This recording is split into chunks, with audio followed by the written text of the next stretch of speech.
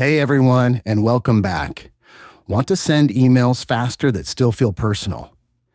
In this video, I'll show you how to use built-in templates and personalization tags in EngageBay's free plan. First, go to the Marketing module and click Email Marketing. When you create a new campaign, you'll see a gallery of pre-designed templates. Choose a template that fits your goal, like a welcome email, a promotional announcement, or a newsletter. These templates are professionally designed and mobile-friendly. Now, for personalization. This is what makes your emails stand out. While editing your email, look for the Personalization button or type to open the Tag menu.